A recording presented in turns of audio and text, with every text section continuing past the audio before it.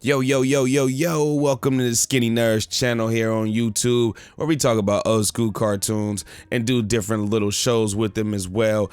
Today, we're going to get started with the Doug series, top 10 episodes. Let's go.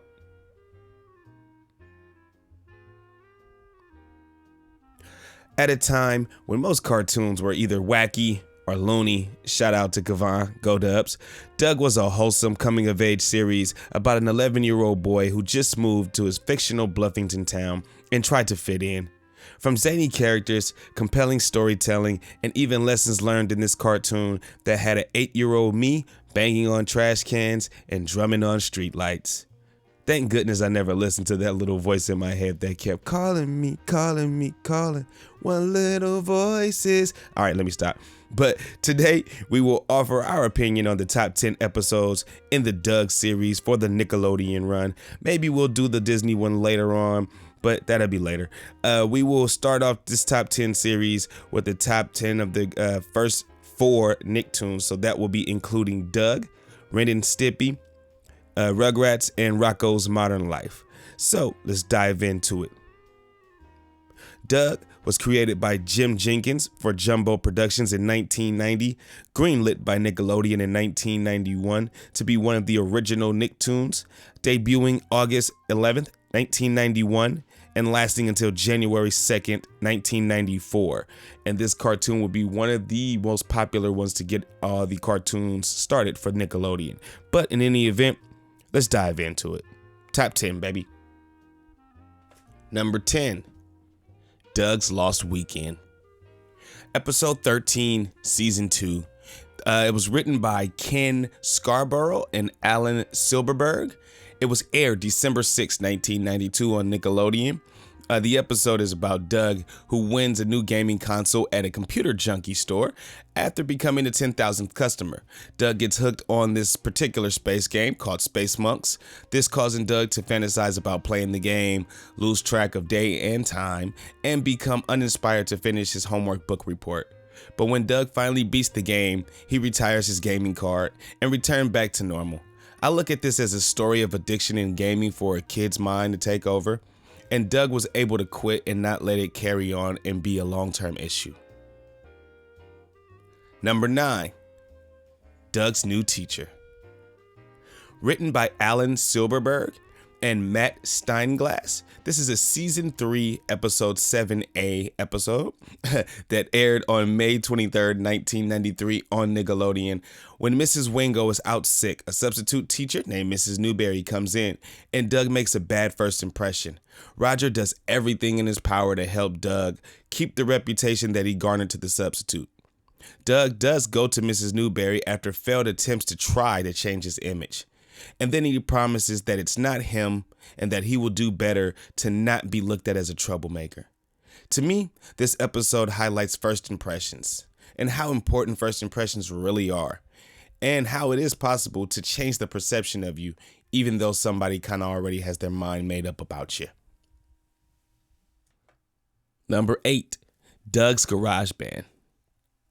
Written by Alan Higgins and Joe Fallon, this is a season 3, episode 12B show, aired on June 27th, 1993 on Nickelodeon. This episode is about Doug and Skeeter, who recorded their first song, and with help from BB gets booked for their first live performance. Doug couldn't say no to any of his friends as he tries to get help from them, but then he also allows his 2-man band to expand to great numbers, just 4 to 5 drummers alone.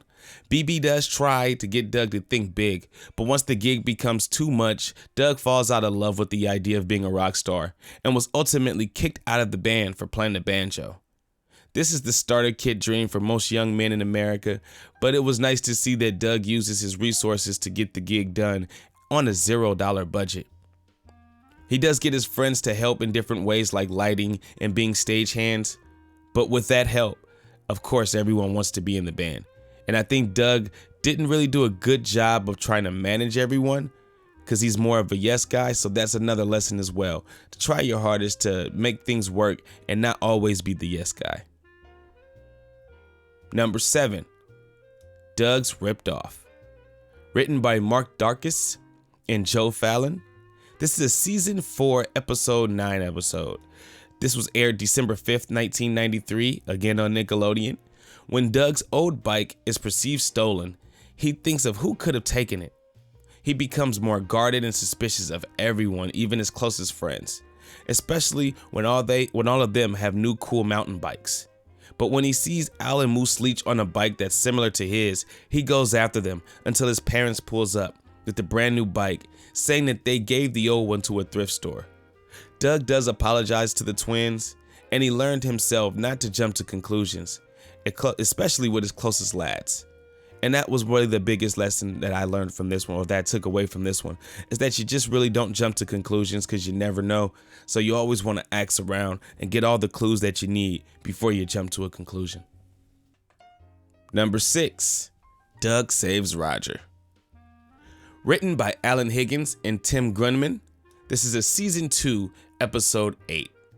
It was aired on November 1st, 1992. This is when Principal Bones' nephew Percy moves to Bluffington School. He gives Roger a taste of his own medicine.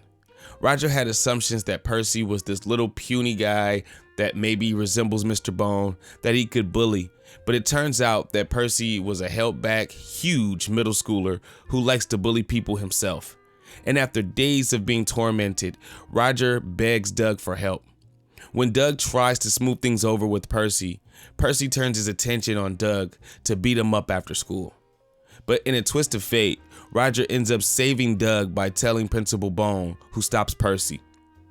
Lessons is, of course, bullying is not okay, and sometimes you just gotta mind your own business. Or, sometimes someone else's problems can become yours.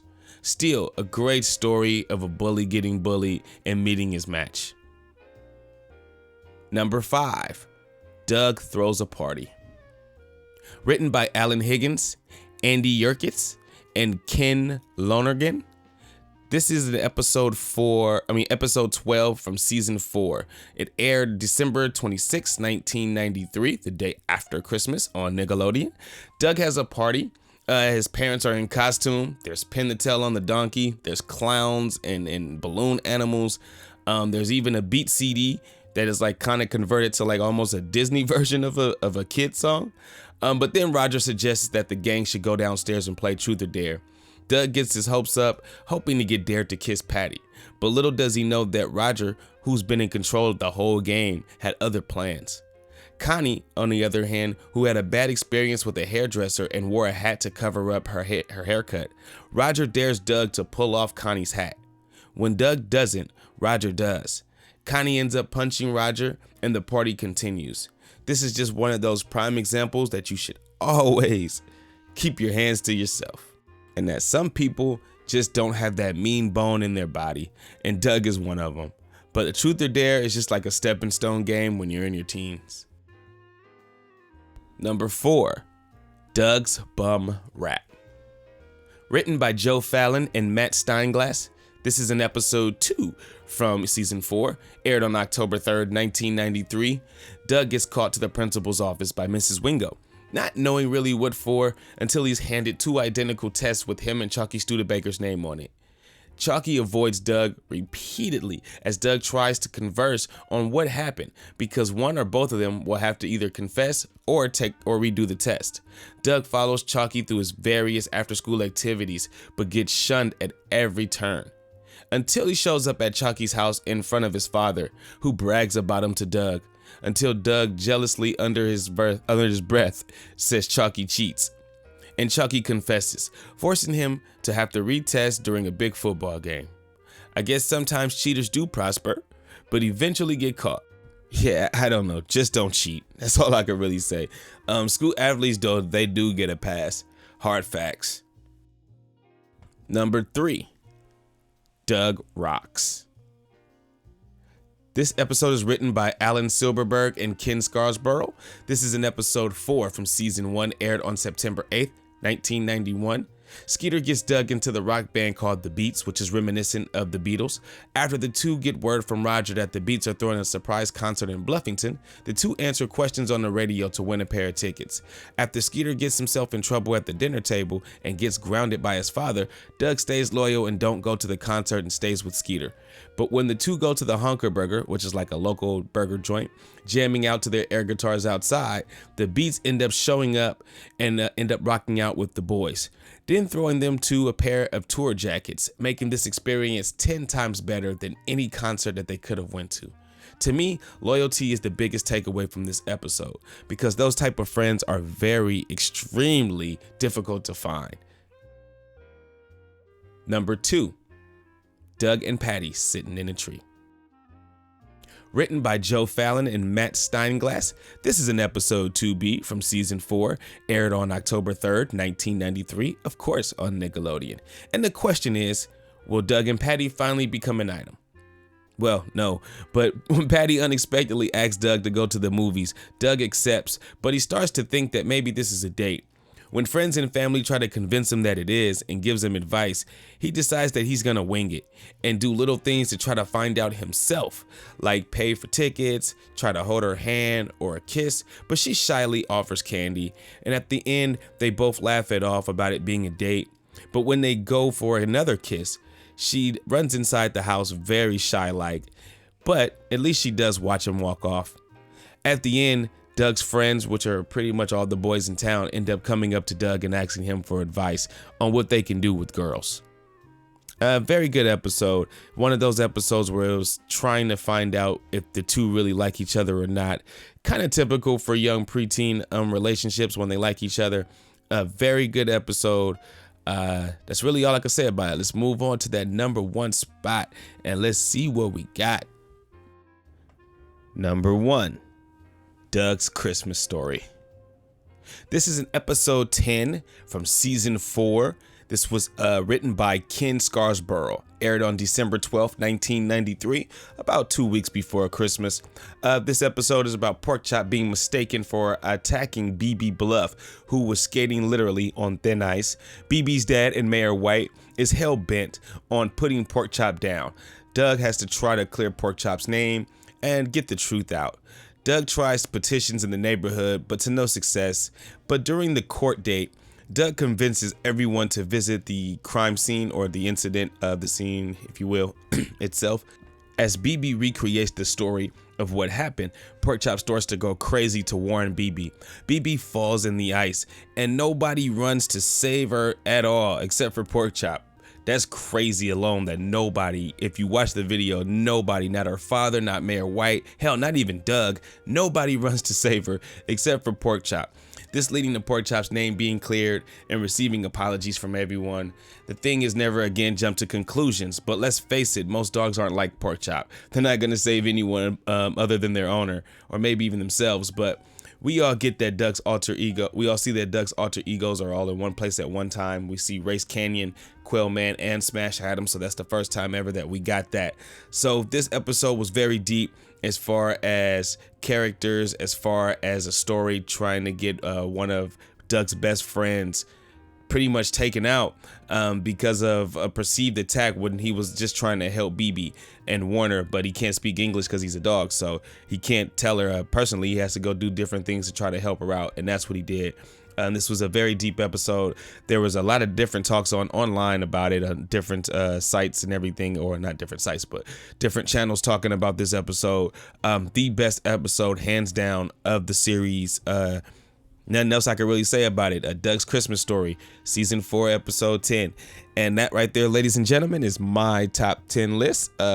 Check out the Doug full episodes on Paramount Plus, or do like I did and order them on DVD and Blu-ray. They all, either or works. Next time, what we're going to do on the top 10 episodes is we're going to dive in again, like I said, one of the 4 original Nicktoons, and since Doug is already out the way, we're going to dip into the Rugrats. So the top 10 episodes of the Rugrats will be coming up the next time here on Skinny Nerds. So if you like this, please like and subscribe, and we'll catch you next time on Skinny Nerds. Cartoon Wars.